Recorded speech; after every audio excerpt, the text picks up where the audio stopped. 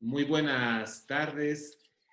Como Universidad de la SUAY les queremos dar la más cordial bienvenida a la segunda sesión de la Cátedra Abierta de Estudios Humanísticos y Pensamiento Bolívar Echeverría, con el tema Hegemonía, Dominación y Resistencia, Perspectivas Conceptuales, a cargo de la doctora Mónica Mancero.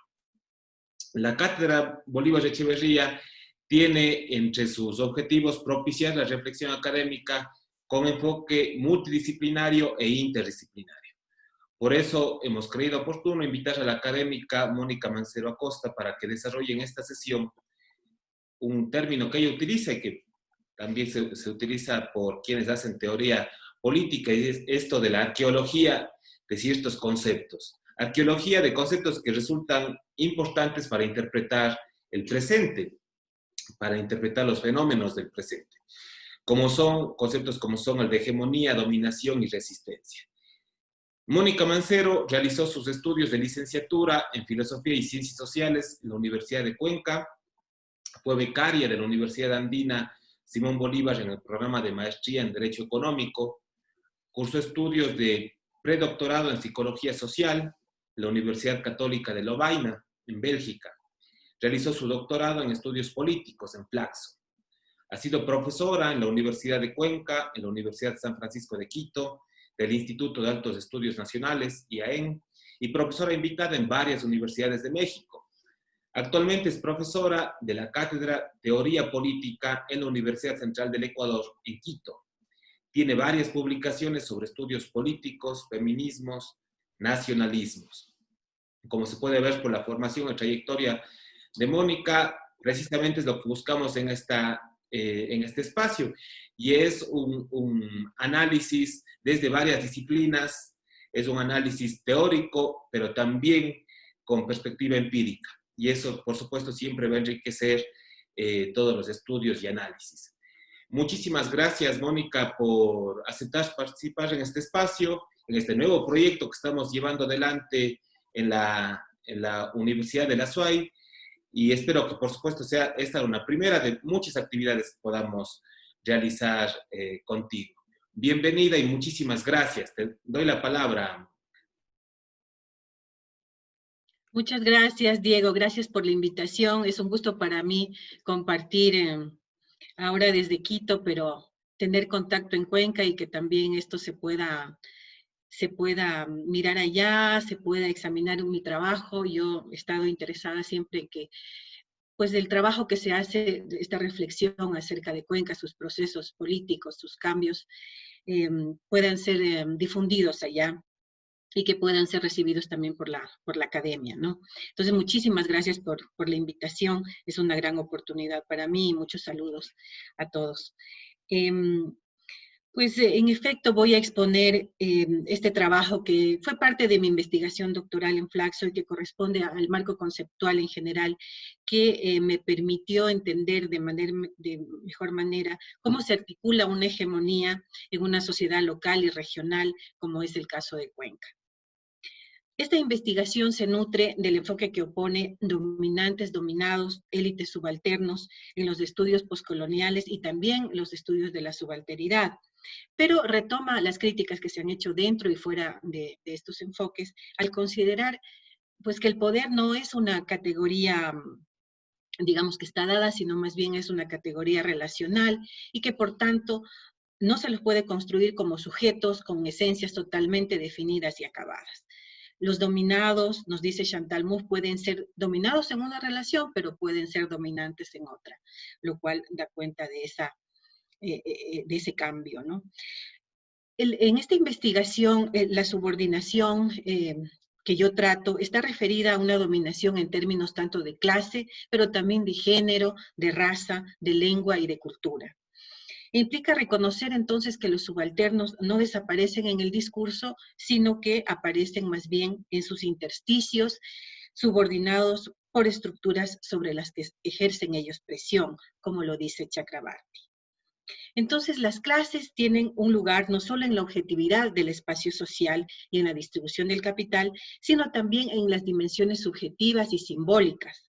En tanto, son grupos que comparten prácticas y representaciones del mundo, dado que, como lo dice Bourdieu, el hábitus es una subjetividad socializada. Las clases, entonces, no deben ser analizadas en sí mismas, sino en este entramado de relaciones sociales que se pueden definir como estructura de clases. Por ello, mi interés entonces fue focalizarme precisamente en la compleja interacción entre élites subalternos en la sociedad de Cuenca y en la región. ¿Por qué? Bajo el supuesto entonces de que la hegemonía se fundamentaría en esta tensión existente entre ambas partes, en las negociaciones que se operan entre ellas. Expondré entonces esta propuesta de ordenamiento conceptual que yo realicé para mi tesis doctoral, que se encuentra publicado en un libro, acerca de la hegemonía. Posteriormente me detendré sobre la teoría de la resistencia y su articulación con el corpus teórico de la hegemonía, y finalmente describiré de manera breve cómo este marco conceptual fue aplicado a mi objeto de estudio y los hallazgos que me permitió obtener. Como sabemos, pues el término hegemonía tiene una larga data, aunque digamos desde el siglo XX es donde adquiere mayor fuerza.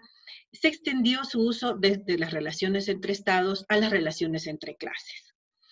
Sin embargo, en estos dos registros, digamos, la hegemonía se superponen estas dos excepciones. El propio Gramsci advirtió las articulaciones entre los distintos niveles en que operaba la hegemonía, poder hacer a nivel local, a nivel nacional o internacional.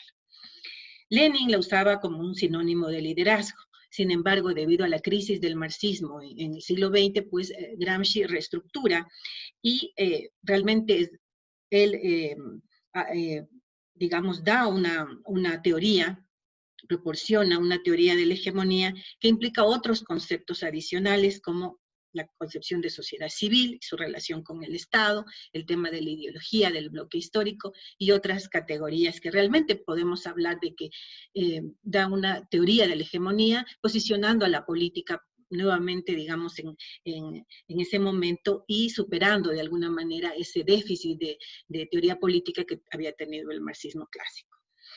De la diversidad de interpretaciones conceptuales que yo rastreo en mi investigación, propongo una cierta, digamos, sistematización que nos ayude a entender este complejo panorama conceptual que hay acerca de la hegemonía. Una primera interpretación que propongo es una interpretación de carácter culturalista idealista, que enfatiza la hegemonía como relativa al ámbito de los valores, de los significados, de las creencias, en definitiva, casi como un sinónimo de las ideas. Algunos autores usan el concepto de hegemonía, en efecto, como un sinónimo de una cosmovisión, un sistema ideológico. Entonces, más allá de la coerción de Estado, la hegemonía se refiere a las configuraciones culturales de la vida cotidiana, según nos dice, por ejemplo, Wolff. Para esta perspectiva, la hegemonía es el nombre del proceso de dominación ideológica, más bien la creencia en la legitimidad del grupo dominante, o según Scott, que es un crítico de la hegemonía, es una aceptación pasiva de la dominación. Entonces, de esta manera, pues este mismo teórico rechaza el concepto de hegemonía porque en su interpretación no da cuenta del proceso de resistencia que despliegan los subalternos para enfrentarse a esta hegemonía.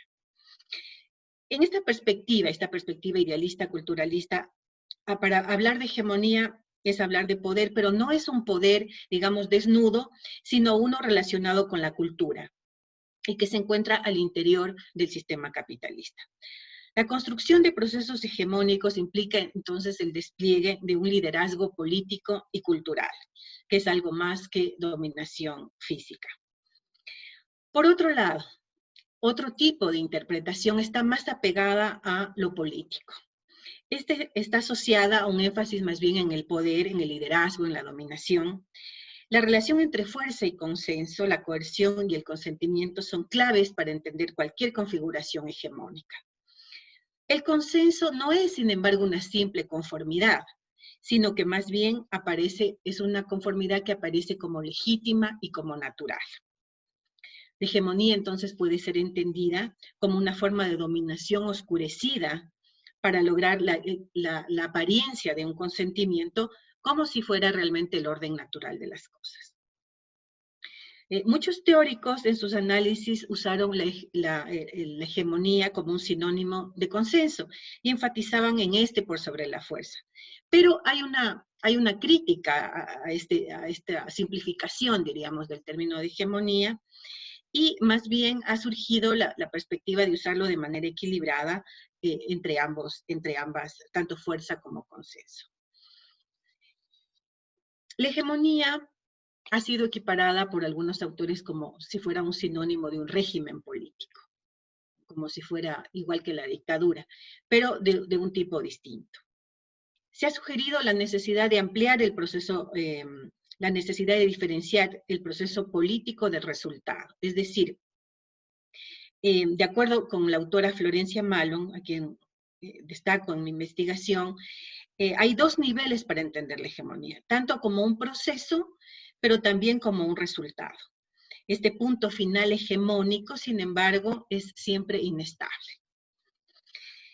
Otra interpretación, más bien, digamos, tiene un carácter materialista, porque hay una tensión dentro de estos enfoques, porque, digamos, como que se le da un sentido más idealista a la hegemonía, entonces se trata de recuperar esa dimensión material de la hegemonía. La noción incluye tanto una actividad práctica, pero también las relaciones sociales de desigualdad, así como las ideas que lo justifican. Hay un esfuerzo por incluir los modos culturales, cuanto los económicos de la dominación, que legitiman el monopolio, en definitiva, de los aparatos estatales. En ese sentido, Roseberry entiende la hegemonía como un marco común, material y significativo de órdenes de dominación, formas que expresan tanto la aceptación, pero también el descontento. Finalmente, una interpretación más discursiva, porque el giro lingüístico también, digamos, afecta a estas concepciones de políticas de la hegemonía. Aquí se lo conceptúa más bien como una práctica discursiva, y por lo tanto es necesario estudiar los significados de estos discursos.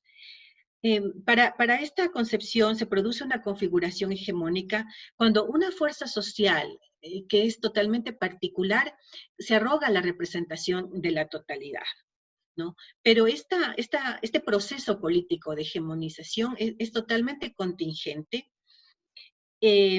Sobre todo este enfoque está postulado por Laclau y Mouffe pues en su libro Hegemonía y Estrategia Socialista, ¿no? Para ellos la hegemonía es una política discursiva que parcialmente fija el significado de las relaciones sociales. Entonces hay una cierta ambigüedad por entender la hegemonía como una dominación concentrada en el Estado o como un discurso volátil, ¿no? De acuerdo a Stuart Hall, la consolidación del poder llega a ser una cuestión de Estado. La movilización del consenso es un asunto del discurso relacionado por un proceso general de articulación. Entonces, en medio de esta compleja conceptualización sobre la hegemonía, también debemos señalar que se la abordan desde distintos campos disciplinarios, ¿no? Tanto las relaciones internacionales, la ciencia política, la antropología política, la sociología, la historia, los estudios subalternos, los estudios culturales, todas estas disciplinas han entrado a pues, tratar el tema de la hegemonía o hacer sus análisis utilizando esta categoría. A pesar de esta variedad de enfoques, de vertientes, hay un acuerdo casi generalizado en todas estas perspectivas que he sistematizado en entender la hegemonía como un proceso polémico, no como si fuera un sistema, como si fuera una estructura o como un resultado ya acabado, sino más bien como un proceso totalmente renegociado y que está constantemente siendo desafiado. Entonces, de ese modo, la hegemonía puede ser ganada, puede ser reproducida, necesita ser sostenida, y se la impone, no se la impone siempre desde arriba hacia abajo, sino que más bien es una realidad intersubjetivamente construida. Cuando relacionamos la hegemonía con la dominación, tenemos también que hacer un análisis especial para entender estas sutiles diferencias. En la literatura académica se han establecido diferencias entre dominación y hegemonía.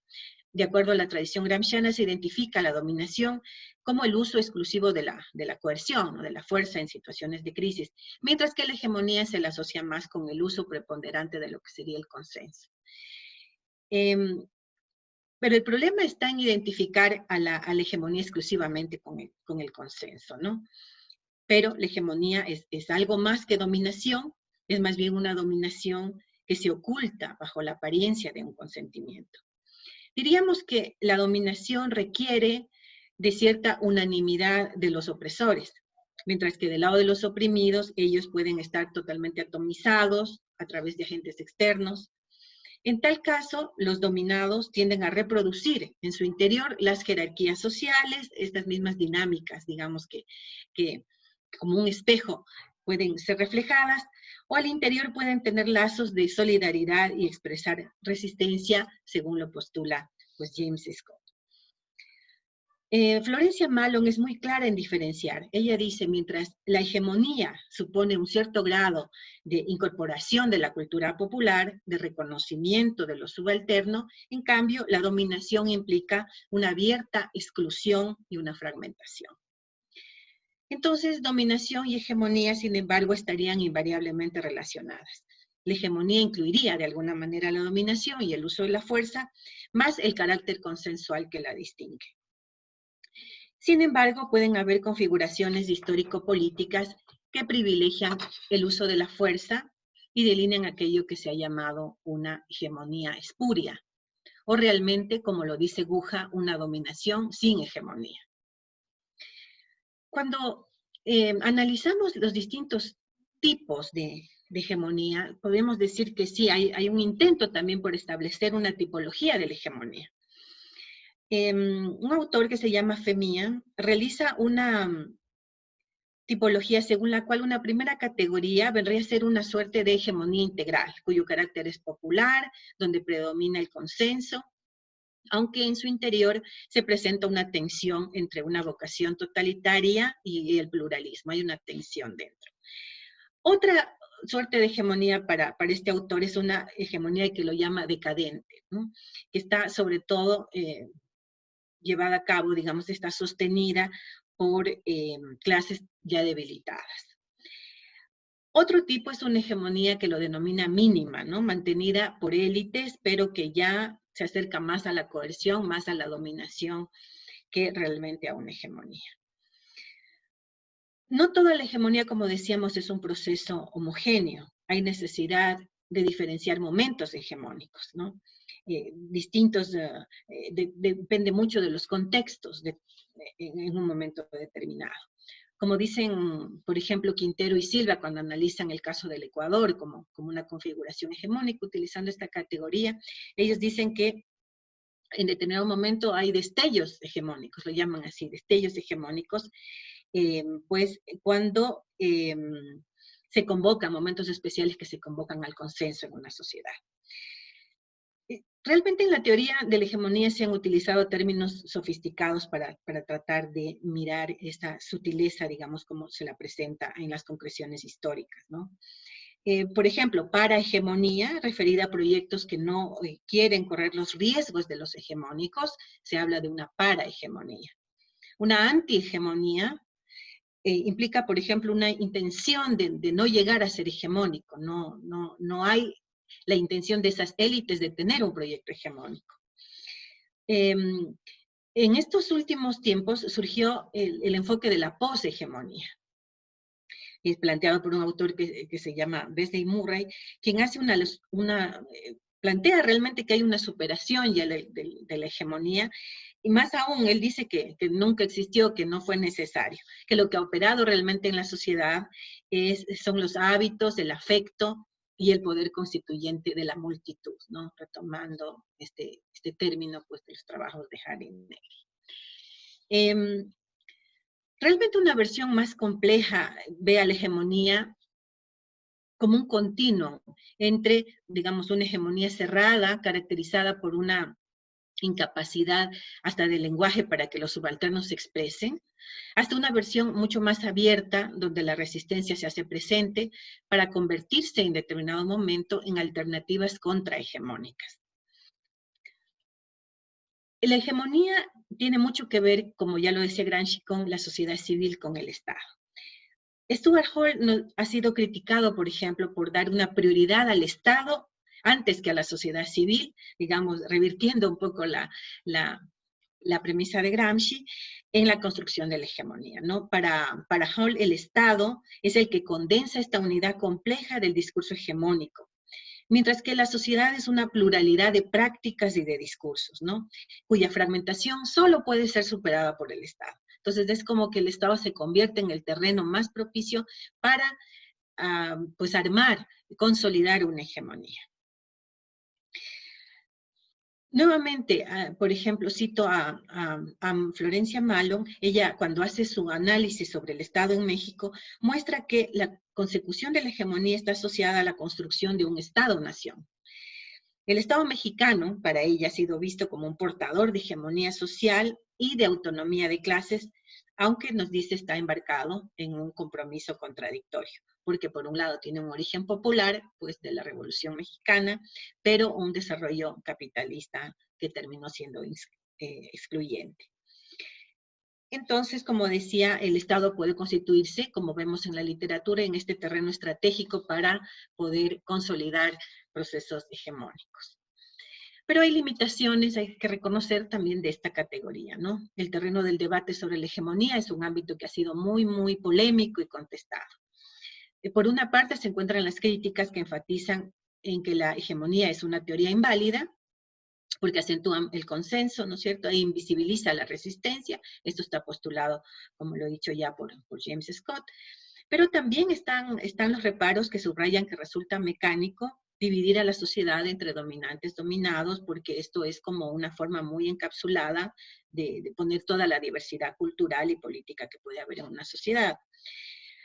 También están quienes afirman que la sociedad, si bien impone formas de dominación, pero por otro lado hay otras formas que deben ser reconocidas, como la reciprocidad, la colaboración, el altruismo, otro tipo de formas de organización social. Sin duda es Scott quien expone varios argumentos por los cuales la hegemonía nos dice que es una categoría poco explicativa.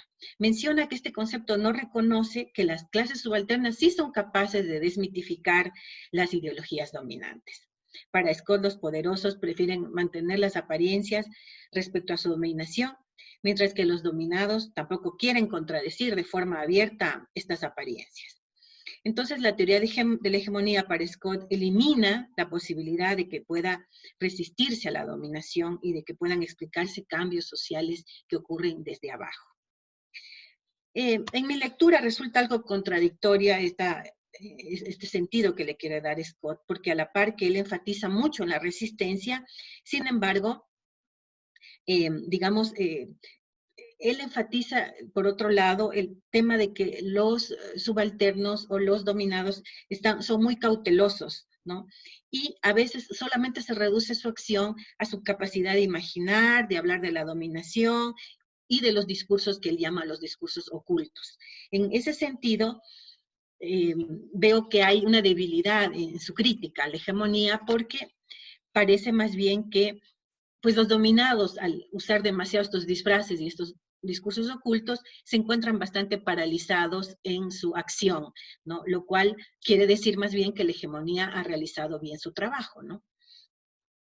Pero la crítica de Scott sin duda ha sido valiosa en cuanto sí ha puesto en tela de juicio la hegemonía como un sinónimo de consenso. Y ha recuperado la agencia, eso es lo importante de la teoría de Scott y de la crítica que hace a la hegemonía, porque recupera la agencia que los subordinados tienen en estas relaciones sociales, ¿no? Los teóricos más críticos no cuestionan solamente la existencia del efecto de los proyectos dominantes, ¿no? Cualquier proyecto que se diga pues, que es dominante tiene que ser demostrado empíricamente que existe y que tiene ese carácter, sino que de haberlos, porque también hay dudas de que realmente hay ciertas élites que tienen o no tienen proyectos, ¿no? Tienen proyectos hegemónicos. No toda élite necesariamente tiene proyectos económicos y no toda élite que a veces está en el poder tiene realmente una vocación hegemónica. Finalmente, por ejemplo, un autor, Seyer, nos dice que los dominados tienen que creerse los cuentos que les cuentan los dominantes, ¿no? Y eso puede dar cuenta de una configuración hegemónica. Pero quizá lo que hace a la hegemonía diferente es el aspecto más fuerte de ella, que es la dominación, ¿no? Que nunca termina conquistando el núcleo íntegramente de la conciencia cultural y quizás hasta material. Es decir, que los subordinados siempre tienen como un reducto sobre el cual no puede penetrar ni la dominación, ni lo que facilita acabar revirtiendo un proceso, ¿no? Porque si hay una parte, digamos, que resiste, entonces eso se puede convertir en algún momento en un proyecto contrahegemónico. Bien, esto yo en mi trabajo lo articulo a la teoría de la resistencia, porque lo que me interesa ver es tanto, digamos, el interés de las élites y de los proyectos y de los sectores dominantes por imponer estas configuraciones hegemónicas, pero también mirar cómo responden los sectores subalternos. Por ello, en mi propio trabajo, pues articulé la teoría de la hegemonía con la teoría de la resistencia. La resistencia más bien ha sido investigada como una dimensión aislada, ¿no? Porque generalmente vemos que pues hay muchos estudios, por ejemplo, por cómo han resistido los sectores y lo que ahora son movimientos indígenas en nuestro país, ¿no? Entonces, pero como una dimensión aislada, autónoma y no integrada precisamente para mirar esa interacción a la vez con los proyectos de dominación. Hay un enfoque político de la resistencia cuando busca transformaciones del status quo, pero también hay que pensar que la resistencia a veces trata de preservar el orden vigente, entonces puede ser también una política de resistencia, pero digamos más conservadora. En la teoría de la resistencia hay una versión maximalista y una minimalista, ¿no? En la maximalista se incluyen todas las formas, digamos, más amplias de cambios globales, cambios muy grandes como podrían ser ya procesos revolucionarios, pero hay otra minimalista que involucra como pequeños y aparentemente insignificantes actos, ¿no? de resistencia. Foucault señaló, donde hay poder hay resistencia, ¿no? Para Foucault, dice él, nunca nos vemos pillados por el poder, siempre es posible modificar su dominio en condiciones determinadas y según una estrategia precisa. Entonces, hay una autora que se llama Abu Ludhol, ella dice, más bien se podría también invertir el axioma Foucaultiano y decir, donde hay resistencia hay poder. O sea, si nos vamos por el otro lado, entonces podemos rastrear esas distintas formas de resistencia para poder desde ahí penetrar al análisis del poder. Los blancos de resistencia son diversos. Se resiste a individuos, a grupos, puede resistir a instituciones, se puede resistir a estructuras sociales. Se cree entonces que la resistencia generalmente la despliegan los de abajo, pero realmente también hay a veces sectores poderosos, élites que pueden resistir, y la resistencia entonces puede ser de izquierda, puede ser de derecha, no necesariamente es contestataria, ¿no? Sino que a veces tiende a preservar el status quo. Lo que es resistido son condiciones sociales, condiciones políticas, pero también identidades, ¿no? Las identidades pues, son un campo muy fuerte de resistencia. E involucra interacciones tanto entre los protestantes, entre los blancos o objetivos de la resistencia y terceras partes, como podría ser el Estado, como podría ser la sociedad en general. Algunos autores afirman que se requiere una visibilidad y reconocimiento de la resistencia. Es decir, que pueda ser pública, que pueda ser totalmente visible. Pero autores como Scott, precisamente, y ese es su gran aporte, la resistencia implica discursos y actos ocultos, ¿no? También públicos, pero él se dedica mucho a ver estos discursos y actos ocultos, ¿no? Por ejemplo, pueden ser pequeños actos, además, como plantones, disimulaciones, una falsa conformidad, hurtos que se hacen, una ignorancia fingida, calumnias, bromas, chistes, ¿no? El humor en torno a la resistencia. Pueden haber sabotajes, incendios, canciones, ¿no? Manifiestos, en fin, muchísimas formas de resistencia. Y estos actos son conflictivos y son contradictorios, ¿no? Y tienen una ambivalencia que precisamente se trata de desentrañar. También aquí se ha tratado de postular una tipología de la resistencia. Hollander y Eisenhower nos dicen que la resistencia se puede, para poder estudiarla, hay que ver dos ejes. Por un lado, el reconocimiento que tienen de los otros, pero también la intención de los actores, ¿no? Entonces, como un doble vector para poder analizar si es una resistencia abierta, encubierta, puede ser fallida, tentativa, en fin, da una tipología muy, muy amplia utilizando estos dos vectores. Una tipología más simple es la que postula precisamente Scott, quien habla de una resistencia abierta y una oculta, ¿no? De una resistencia cotidiana, como opuesta a una resistencia excepcional, que sería una revuelta y una revolución. Entonces, de lo que se trata es de entender la conducta política de los grupos subordinados, que a veces se vuelve inasible, ¿no?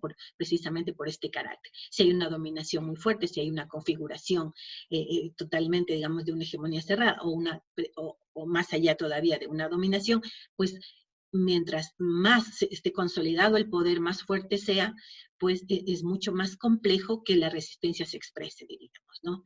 Entonces, siempre va a haber, pero va a estar bajo un manto determinado, ¿no? Que es necesario como desentrañar. Es una conducta política que recurre entonces al disfraz, al engaño, un comportamiento evasivo hasta cierto punto, pero también hay un discurso público, ¿no? Y ahí es donde empieza, digamos, donde también se puede mirar esta complejidad, porque hay un discurso público en donde, digamos, como que se refleja este autorretrato, llama Scott, de las élites, ¿no? Cómo ellas quieren mirarse a sí mismas. Son como las historias, ¿no? Que las élites se han hecho acerca de sí mismas, su comportamiento, sus grandes valores, etcétera, y que a veces son replicados por los propios subordinados, ¿no? Naturaliza de alguna manera, estos relatos naturalizan su poder y esconden también lo sucio del ejercicio de este poder.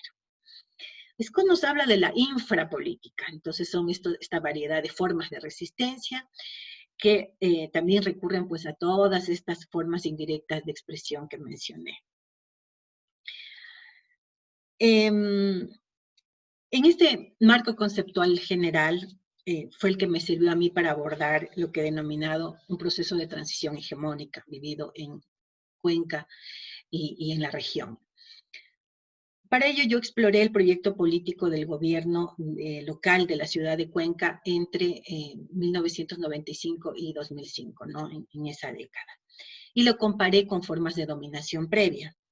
De manera particular, mi trabajo de investigación examinó diferentes escenarios, eventos, bajo un enfoque metodológico que se denomina etnografía multisituada, que implicaba pues el desplazamiento de diferentes espacios en la búsqueda de unas ciertas regularidades, diría, en medio de una dispersión. Yo me focalicé en el ámbito de la cultura, en el ámbito del desarrollo, de lo social, de lo político y lo racial. Primero partí por investigar la arena cultural, ¿no? Para lo cual examiné el proyecto pues más cultural de Cuenca Patrimonio de la Humanidad. Este proyecto lo comparé con el proyecto anterior, que para el caso de Cuenca se correspondía con el proyecto Cuenca Atenas del Ecuador, pues de décadas atrás, ¿no? Entonces, yo al comparar esto, percibo que en general siempre ha habido un intento de distinción, ¿no? Utilizando la categoría de Bourdieu. Un intento de distinción en el caso de Cuenca se provoca muy tempranamente cuando fracasa la tentativa de erigir a Cuenca como el centro hegemónico y político. En el siglo XIX Cuenca disputaba una cierta centralidad, pero Cuenca ya se da cuenta que pues, luego de la configuración, ya al terminar el siglo XIX, renuncia a esto y se desplaza más bien hacia la arena cultural, ¿no? La hegemonía en el ámbito cultural presenta fisuras.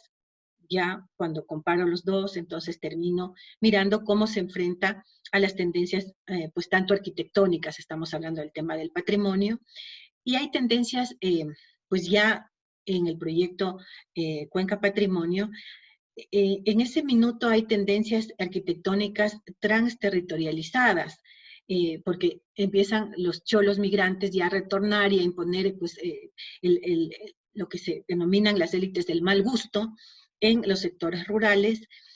Entonces, se puede percibir esta tensión en la parte patrimonial, en lo arquitectónico, pero los sectores populares oponen el criterio de que los gustos no se pueden igualar, ¿no? Y siguen pues imprimiendo en el paisaje, tanto rural primero, pero luego también urbano, pues esta impronta de estos sectores nuevos que vienen de la migración. Entonces, en esta parte yo concluyo que el patrimonio logró ser el portador de una hegemonía cultural, en tanto ciertamente condensó la unidad y el imaginario del discurso sobre el carácter excepcional de la ciudad y la identidad de la cuencanidad. Entonces, el patrimonio sí logra ser un interpelante que hegemonizó. Y en un segundo momento me desplazo a la arena económica y el desarrollo, y ahí analizo pues una agencia que se constituye en ese momento, que se denomina ACUDIR, Agencia Cuencana de Desarrollo Regional, pero lo contrasto con el organismo también anterior, décadas atrás, que se llamó el CREA, ¿no? Y al hacerlo advierto que tanto, digamos, en el primer momento y en el segundo, es el tema de la autonomía, de la descentralización, las propuestas recurrentes que han habido en la región, ¿no? Y hay un hilo conductor que las atraviesa realmente ambas. La experiencia de ACUDIR, sin embargo, que era erigirse en una instancia de concertación público-privado, presentó tensiones entre la visión de los financistas de la iniciativa y de los actores locales. Y esto hizo que el proyecto se renegociara, ¿no? Sin embargo, hubo varias visiones del desarrollo en competencia en ese momento, y esto fue un obstáculo para llevar adelante el proyecto hegemónico en este andarivel más económico del desarrollo. Entonces, mientras en lo cultural, digamos, cuaja mucho mejor, hay muchas debilidades en el aspecto del desarrollo y en el económico. Y finalmente examino la hegemonía racial en Cuenca, a través de la constitución del ícono de la chola cuencana. Y para eso tomo dos eventos. Por un lado, la remodelación del mercado 10 de agosto y por otro lado, el evento de elección de la chola. La reconstrucción del mercado desató la violencia, así como el miedo a las cholas vendedoras. Las cholas del mercado reclamaron en ese momento un buen trato, la necesidad de mantener su don, y han apelado decididamente al discurso de la igualdad. De esta forma, entonces, ellas tratan de aminorar las enormes distancias que todavía siguen separando entre los denominados nobles y los cholos. Las acciones desplegadas por estas mujeres tratan de intervenir en la política local, aunque sus luchas siempre han tratado de ser despolitizadas. Esta violencia que se produce en este mismo momento, ¿no?, de esta misma década, finalmente se sutura en la medida en que ellas han posicionado un discurso por el respeto que de alguna manera fue recogido por el proyecto hegemónico. Sin embargo, este gesto atraviesa un proceso de individuación y transformación de las cholas en comerciantes genuinas de la ciudad, ¿no? Más que un proyecto colectivo, un proyecto más individualizante. Por otra parte, ya el concurso, el evento de elección de la chola cuencana, realmente lo analizo y concluyo que fue una batalla por el sentido del evento y por el despliegue de la identidad. Se provocó una suerte de ruralización y campesinización de la chola cuencana, ¿no?, lo cual implicó desplazar la raza al campo. Y si comparamos entonces entre las cholas del mercado y pues lo que ocurre en la dinámica de las cholas reinas de belleza, encuentro que las segundas pues fueron despojadas de su fuerza, de su determinación, del empoderamiento que tienen. El concurso se puede interpretar como un intento entonces de domesticar a la chola, ¿no?, a la chola alzada además, ¿no? Entonces, del tema del cholerismo, del cholaje, en Cuenca sigue siendo una disputa que no tiene una sutura, y es un tema pendiente todavía en pues un escenario todavía inestable. En definitiva, mi intento fue demostrar que Cuenca y la región austral asistieron a una transición desde una matriz de dominación hacia una configuración más hegemónica. Pero no existe un muro sólido, digamos, que podamos decir hasta aquí viene la hegemonía y aquí nace la dominación, sino que es un campo continuo donde hay fronteras que se traslapan, que se entrecruzan, ¿no? La hegemonía, entonces, para ser tal, como decíamos en la teoría, implica pues toda esta medida de consentimiento popular, la incorporación de un etos popular, la incorporación de un liderazgo, de una universalización de demandas, de una democratización, en fin.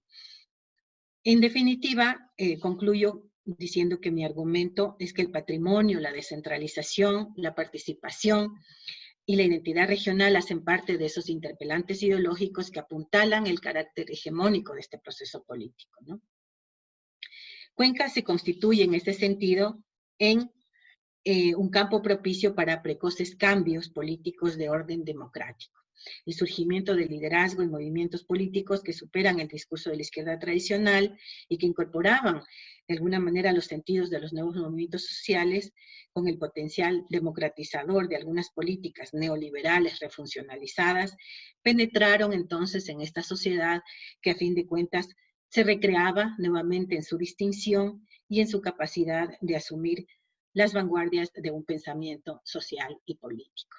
Esto es lo que quería exponer. Muchas gracias, Diego.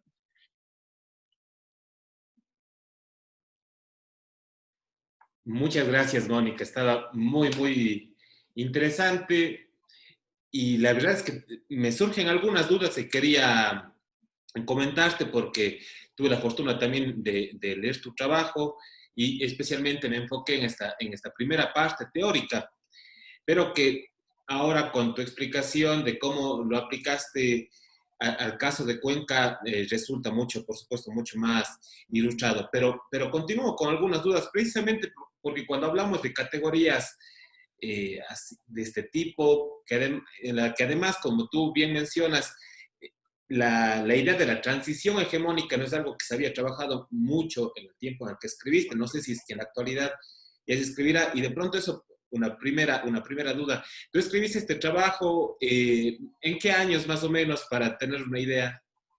Sí, lo escribí entre, digamos, terminando no terminando, en medio de mi doctorado, ¿no? Porque tuve la fase presencial y luego la investigación, diríamos 2009, 2012. Porque han pasado muchas cosas en este tiempo, muchas cosas, y yo creo que ahí eh, eh, precisamente el desarrollo de este tema resulta muy interesante, no solo para poder comprender o procurar comprender los procesos políticos anteriores, sino también los que vivimos actualmente. Y no me refiero solo a nivel nacional, sino internacional, pero eso lo quiero ver después. Una primera duda que me surge es esta idea, esta relación entre dominación y hegemonía, que a mí todavía me quedo con la duda de si es que la hegemonía puede ser un tipo de dominación, la dominación puede ser un tipo de hegemonía, si es que no, más bien son separados, porque, claro, tú hablas en tu trabajo de una transición desde una matriz de dominación hacia una configuración hegemónica, pero entiendo que eso a su vez da pie a contrahegemonías, pero que también implican dominación. Y ahí tengo un poco esta duda de esta relación todavía entre los dos conceptos. Sí, bueno, la verdad que en la literatura académica hay, ¿cómo diríamos? También hay un solapamiento, ¿no? Es verdad. Y precisamente creo que son los análisis históricos, porque uno puede pasarse teorizando mucho, ¿no? Pero, por ejemplo, si revisamos el trabajo de Guha, ¿no? Que él analiza la situación de la India, y entonces él ve cómo pues en esta configuración, imagínate, con el dominio inglés que hubo sobre la India, lo denomina su trabajo dominación sin hegemonía. Entonces, es como que la imposición de un poder que no tiene ningún resabio de legitimidad, digamos, que no ha buscado tampoco incorporar ningún sentido. La cuestión de la hegemonía es precisamente esta categoría mucho más sutil que Gramsci la retrotrae, ya estaba en el debate político, ya la usó Lenin, como decía, como un sinónimo de liderazgo, pero Gramsci le da este sentido, pues que permite entender cómo el poder se puede sostener. No se puede sostener solamente con fuerza, ¿no? Esto puede ser que ocurra, y en ese sentido hablaríamos de una dominación. Entonces, como digo, puede ser un continuum, ¿sí? Es mejor esa metáfora para poder. En un extremo podríamos encontrar una dominación digamos, mucho más cerrada, en donde se privilegie el uso de la fuerza, sobre todo, ¿no? La coerción y, pues, esto, diríamos, más extremo. Pero en el medio podemos encontrar muchas otras formas, hasta, digamos, hegemonías más democráticas, en donde se incluye lo popular. Quizá eso es la forma más, digamos, también que nos da una imagen, ¿no? Para poder entender estos distintos momentos, ¿no? Pero entonces es muy difícil decir, hasta aquí viene la dominación y de aquí ya empieza la hegemonía, pues eso también hay que registrarlo siempre a través de la investigación histórica. Ya. Y precisamente con lo que comentas, esta inclusión del sentido de lo popular, no sé si es que tú, desde tu perspectiva, procesos como los que vivimos ahora en Estados Unidos con Trump o con Bolsonaro, este tipo de procesos de, no sé si decirlos, populistas, aunque claro, por supuesto también es un término tan complejo, tan Sí, sí, amplio, pero asimismo se caracterizan quizá por esta inclusión de los subalternos, de estos discursos populares, pero al mismo tiempo son tan excluyentes. Yo no sé si es que tú crees que podríamos comprender procesos como el que se vive en Estados Unidos o ha estado viviendo o en Brasil como procesos de una nueva hegemonía que llegó con Bolsonaro y con Trump. ¿Podría Ujú. ser entendido así? Sí, siempre es legítimo poder utilizar una categoría. La cuestión es que puedas realmente, pues, dar cuenta de eso, ¿no? De cuáles son esos elementos que permiten decir que ahí se esté hegemonizando. Digamos, si vamos a entender como una inclusión de lo popular, pues sí, podríamos decirlo hasta cierto punto en el caso de Trump, cuando utiliza, digamos, algunas demandas, reivindicaciones, por ejemplo, del empleo, de una clase, digamos, media, baja, blanca, norteamericana, ¿no? Que pues está demandando un reposicionamiento de lo industrial, una cosa casi como que ya no viene mucho a cuento, pero que de todas maneras logra esos interpelantes ponerlos ahí, ¿no? Pero claro, es contradictorio, porque en ese caso incluye a esos, pero no está incluyendo, si ves, entonces, digamos, la división de clase social no te permite solamente ver lo hegemónico, por eso es que hay que abrirse mucho más. Y si vemos lo racial, vemos que más bien hay una exclusión. Entonces, por lo tanto, hay que hacer un estudio pues ya de una configuración mucho más amplia. Y ahí podemos ver que no precisamente es hegemónico, porque si tomamos solamente su discurso de campaña y esta cuestión de subir el empleo, mayor trabajo, ¿no? Para estos sectores que pues ya las fábricas se desplazaron a otros países y no tenían. Esas son las demandas con las que llega Trump, ¿no? A esos sectores está él pues respondiendo. Pero finalmente, con todo lo que está pasando, con la cuestión racial, que es además una cuestión estructural, no vamos a acusar solamente a Trump de esto, pero podríamos ver que ya en su discurso y en sus prácticas políticas se puede ver que no hay esta inclusión por el ámbito de lo racial, en cambio, ¿no? Entonces hay que hacer pues un análisis mucho más complejo, incluyendo distintas dimensiones, diría. Perfecto. Eh, por un lado, vos utilizas este término de sentidos compartidos, que se establecen sentidos compartidos, que me parece a mí, me gustó mucho este término, pero también al inicio de tu investigación hablas y siguiendo, entiendo a Anderson, de comunidad imaginada, para referirte a cómo se construyó la cuencanidad, esta Atenas del Ecuador, esta cuenca culta de poetas y demás. Y eso a mí me recordaba, yo sé que también tú eres un amante de la historia, me recordaba a Eric Hobsbawm cuando él en entrevista para el siglo XX o para el siglo XXI, se llama este libro, habla de cómo se utiliza o se va modificando la historia o se utilizó para poder construir nuestra idea de la Grecia clásica, por ejemplo. Entonces él dice, se construían comunidades, se construyen naciones así. Ahora, eso a mí me deja la duda de si este proceso de construir una comunidad, este sentido de comunidad, es algo deliberado, por lo tanto, es algo deliberado, es algo que nosotros hacemos de manera inconsciente, porque yo ahora, por ejemplo, me pongo a pensar en la cuestión cultural, en la hegemonía cultural y nuestra tendencia a mirar, por ejemplo, a la cinematografía norteamericana como el ejemplo del séptimo arte y además emulamos ciertas prácticas, ciertas modas. Y yo creo que la gente lo va haciendo de manera no deliberada, incluso puede ser inconsciente, y estamos contribuyendo a construir esa hegemonía. ¿O no es así? ¿O siempre implicaría una deliberación de parte de alguien, de algo, de un poder? Pues sabes que, bueno, es muy interesante esto porque cuando se habla, Anderson habla de comunidad imaginada, no quiere decir que sea imaginaria, ¿no? Porque se tiende a entender así. Entonces, la nación es una comunidad imaginada, ¿no? Y en este caso, pues yo lo aplicaba a este sentido, ¿no? De la identidad, de la cuencanidad. ¿Cómo puede ser entendido esto como una comunidad imaginada? Se necesita que, digamos, los que son partícipes se sientan identificados, digamos, sin conocerse, sin poder realmente saber todos, pero comparten una cierta identidad, ¿no? Van construyendo esto. ¿Cómo se forja esto?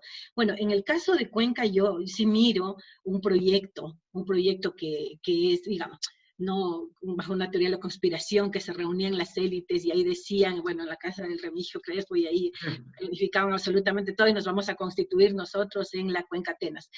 Bueno, no fue tan así, pero no dejó de ser un proceso absolutamente sistemático, porque si vamos a ver las revistas culturales, los eventos, todo el despliegue que se produce es un despliegue de una cuenca que ya fue, digamos, retrocedida a ese ámbito, si se quiere, porque la hegemonía política como centro político de la nación que en algún momento lo quiso disputar junto con Guayaquil, con Quito, con Loja inclusive, pues ya no era posible, ¿no? Entonces, tampoco ya, decía, hasta el siglo XIX hubo presidentes que eran originarios de Cuenca, ya nunca más.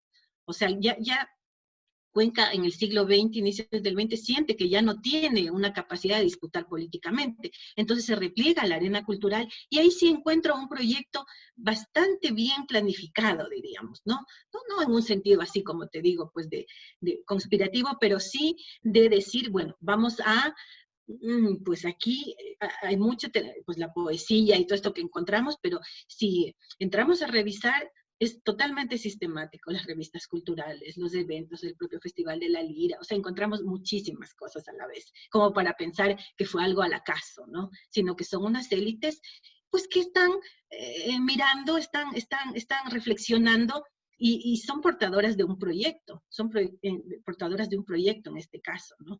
Ahora, no siempre los hay, no hay que pensar entonces que toda élite, por ser tal, tiene una vocación o un proyecto, ¿no? Entonces, esta cuestión de la invención, que es lo que Hobsbawm, por ejemplo, ¿no? Él sí se va un poco más allá que Anderson y ya habla de la invención, ¿no? Y de la tradición inventada y de todo esto. Bueno, hay que también, sí, yo creo que hay que distinguir que pueden haber algunas tradiciones inventadas, pero las tradiciones en tanto encarnan en la sociedad, pues ya dejan de ser inventadas y se convierten pues ya en parte de su identidad, ¿no?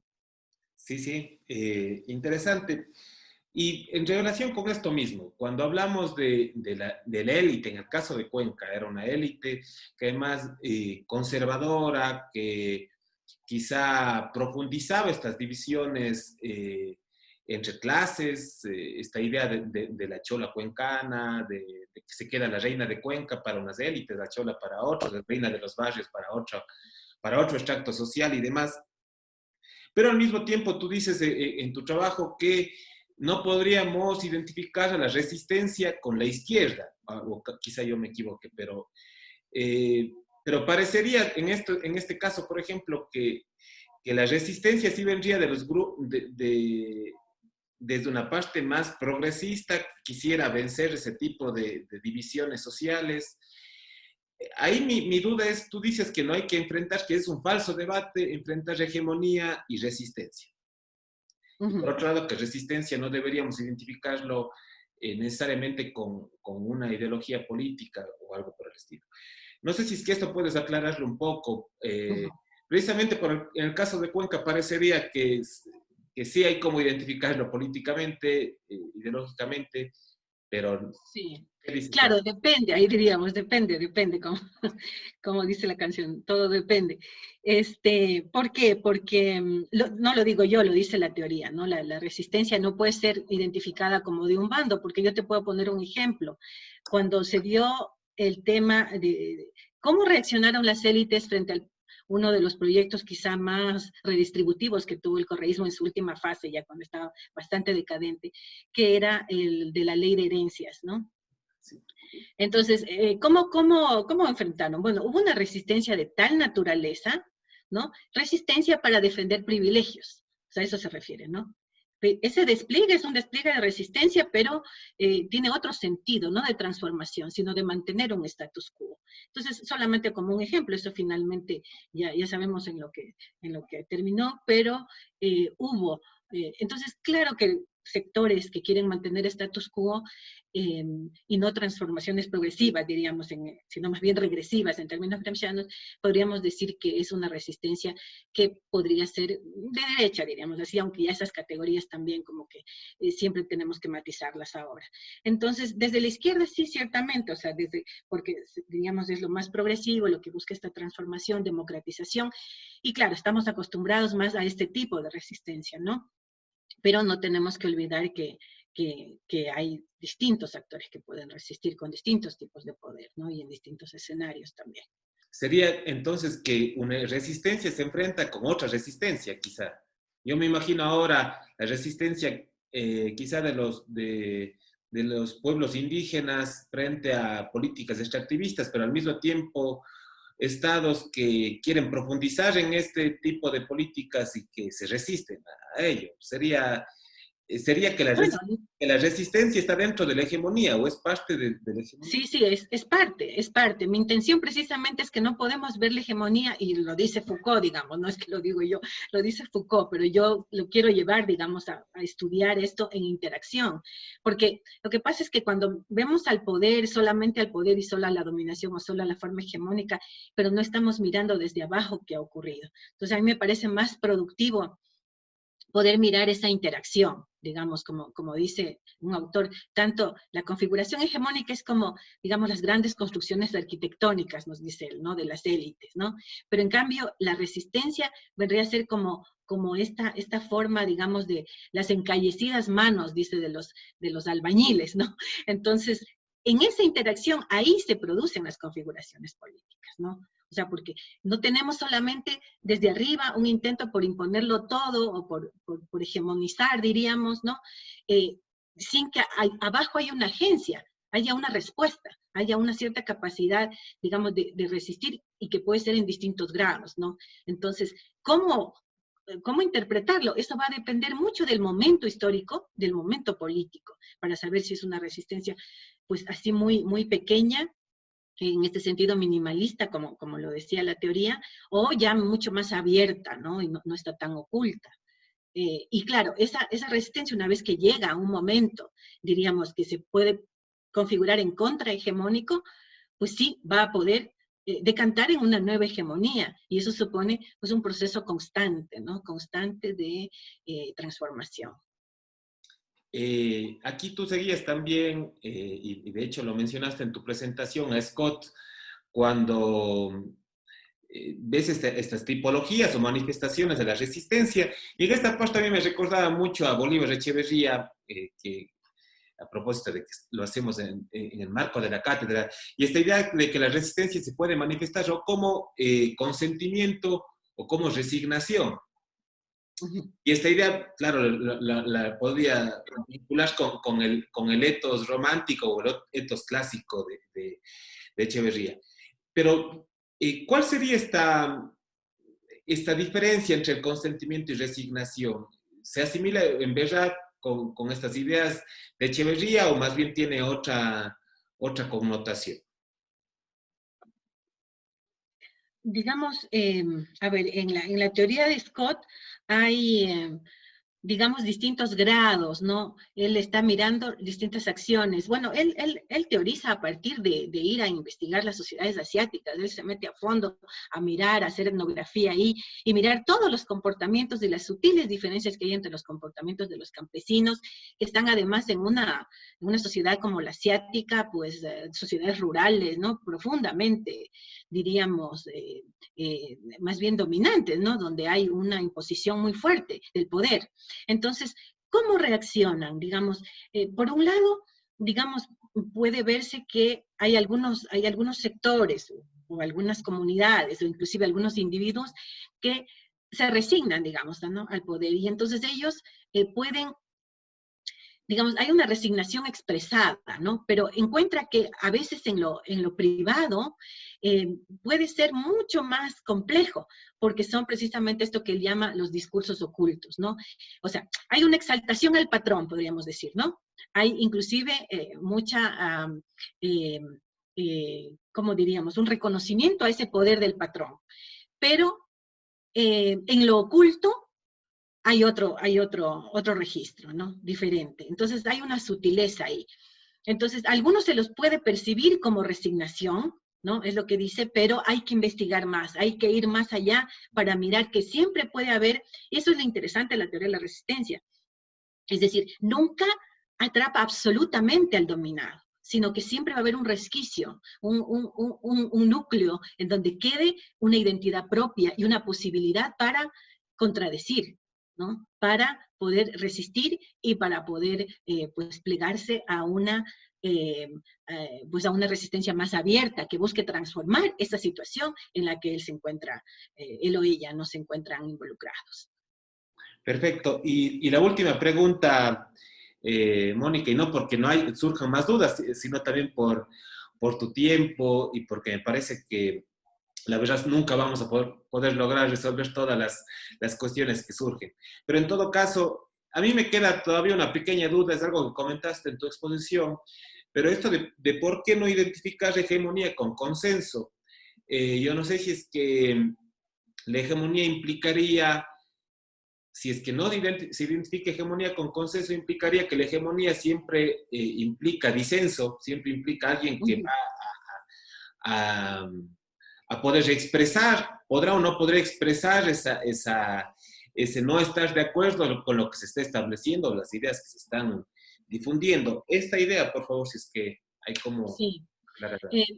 Bueno, realmente en la literatura académica lo que se vio es que esta categoría que la utilizó, pues ya inclusive en el análisis histórico Gramsci, luego, bueno, va teniendo todo un decurso, ¿no? Y en un momento determinado tiende a simplificarse demasiado la hegemonía, identificándole en efecto con el consenso. Consenso era sinónimo de hegemonía y nada más. Entonces, de alguna manera se fue idealizando y se fue derechizando, si quieres, en esos términos, ¿no? Haciendo más conservadora la hegemonía, porque implicaba únicamente el consenso, pero era desconocer la otra parte del poder que es la coerción, ¿no? O sea, el poder no opera solamente a través de esto, y cuando analizamos el Estado, menos podemos claramente mirar que siempre hay un componente de fuerza, y que ese componente de fuerza, pues a veces está más exteriorizado y a veces menos, pero que está ahí presente, y que los sectores dominantes apelan a eso y pues a veces lo resignifican, pero que no puede solamente identificarse como un consenso, porque le quita potencialidad a la categoría de explicar precisamente esa difícil contradicción, ¿no? Entre lo que significa la fuerza y el consenso, lo que significa lo que decía Gramsci, ese centauro maquiavélico, ¿no? Mitad humano, mitad bestia, esto de lo universal, lo particular, esto de ver esa contradicción entre consenso, fuerza, entre violencia y autoridad, ¿no? Pues esta forma tan rica de mirar esa complejidad se le iba quitando esa potencialidad a la categoría. Perfecto, Mónica, muchísimas gracias por tu participación y además por dedicarte a profundizar un poco más en tu exposición y en resolver algunas de las dudas. Ha sido muy sugerente tu presentación y reitero, siempre surgirán nuevas cuestiones a aclarar y que eso más bien ojalá sea un buen pretexto para en el futuro volver a reunirnos. De esta forma concluimos la sesión y aprovecho también para anunciar que este mes de junio tendremos otras actividades adicionales en la cátedra, también para recordar los 10 años del fallecimiento de Bolívar Echeverría, así que seguramente se les anunciará ya en los siguientes días. Quería de nuevo agradecerte, Mónica, y espero que nos podamos volver a ver pronto. Gracias, ¿no? Muchas gracias por tu invitación. Gracias.